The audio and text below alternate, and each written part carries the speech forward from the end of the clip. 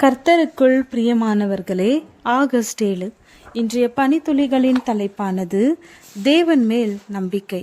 வசனம் 1 தீமோத்தேயு 6வது அதிகாரம் 17வது வசனம்.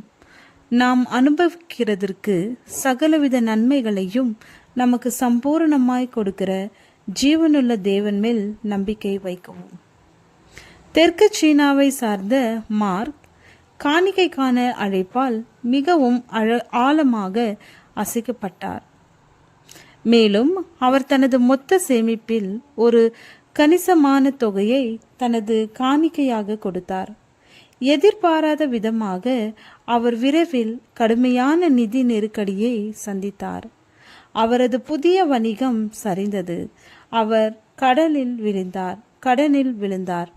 இந்த நேரத்தில் 1 கோடி சீன பணமதிப்பில் ஒரு புதிய தேவாலய கட்டிடத்திற்கான வேண்டுகோளை அவர் கேட்டார்.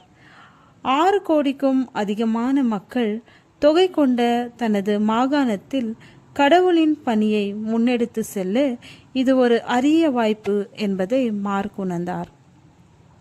பரிசுத்த ஆவியால் உணர்த்தப்பட்ட அவர் 4 லட்சம் சீன எண் தருவதாக பொருத்தனை செய்தார். பணம் எங்கிருந்து வரும் என்று தெரியவில்லை.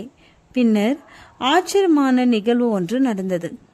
அவரது முந்தைய கட்டிடக்கலை நிறுவனத்தின் பங்குதாரர் மார்க்கை வேலைக்கு அழைத்தார்.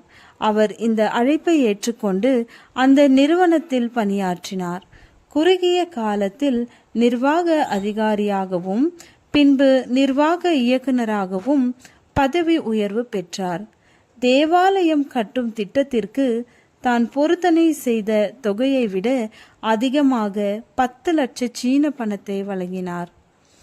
நாம் நம்முடைய பொருளாதாரங்கள் மூலம் தேவனை தொழுகிறோம். ஏனென்றால் தவறான நம்பிக்கைகளிலிருந்து அவர் நம்மை பாதுகாக்கின்றார்.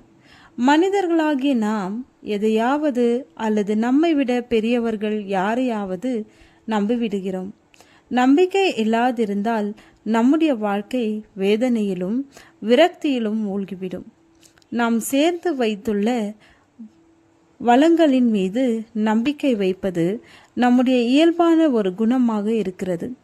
இருப்பினும் பவுல் அப்போஸ்தலனின் கருத்துப்படி செல்வத்தின் மீது நம்பிக்கை வைக்காமல் செல்வத்திற்கு ஆதாரமானவரின் மீது நம்பிக்கை வைப்பது நமக்கு பாதுகாப்பு என்கிறார்.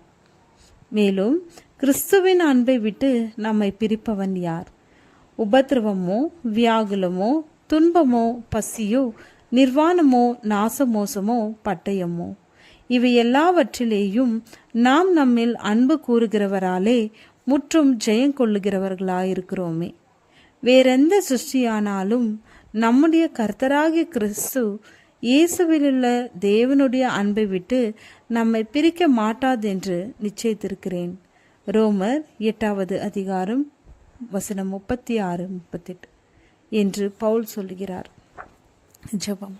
ஆண்டவரே, விசுவாச விஷயங்களில் சமரசம் ஆகாதிருக்க எவ்வித சோதனைகளையும் எதிர்கொள்ள பலன் தாரும். ஆமென்.